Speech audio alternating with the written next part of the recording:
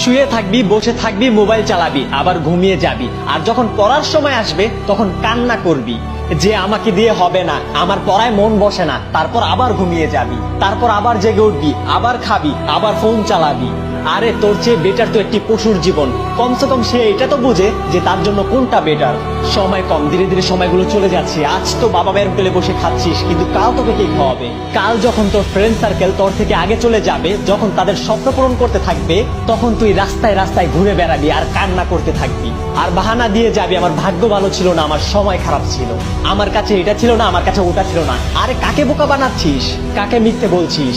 এই দুনিয়া মানুষের চিন্তা ভাবনাকে বোঝে না, মানুষের কষ্টকে অনুভব করে না। যদি তুই একটি ভালো লাইফ লিড করতে চাস, নিজের ভাগ্যকে বদলাতে চাস, তাহলে কিছু করে দেখাতে হবে। আমার পড়ায় মন বসে না, আমাকে দিয়ে হবে না। আরে বন্ধ কর তোর এই বাহানা বাজি। তোকে দিয়ে কেন হবে না? তুইও তো একটা মানুষ, কি কমতি আছে তোর ভিতরে? তোর কাছে এমন কি নেই যে তোকে দিয়ে হবে না?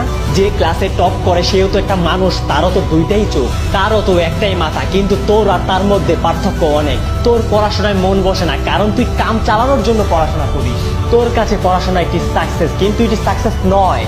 এটি জীবনে সাকসেস হওয়ার একটি রাস্তা। যার পড়াশোনায় মন বসে তার একটি স্বপ্ন থাকে, তার একটি গন্তব্য থাকে, তার মধ্যে কিছু অ্যাচিভ করার তীব্র ইচ্ছা থাকে। আর সে ভালো করেই জানে যে পড়াশোনা করার রাস্তা তাকে তার গন্তব্যে নিয়ে যেতে পারে। তার জন্য তার পড়াশোনায় মন বসে আর সে ক্লাসে টপও করে। পড়াশোনাকে নিজের সাফল্য নয়, নিজের সাফল্যের রাস্তা বানাও, তখন পড়াশোনায় মন বসবে। তখন কেউ কেউ বাহানা বানায়, আমি তো ফোন এডিকশনে এডিক্টেড হয়ে পড়েছি, আমার পড়াশোনায় মন বসে না।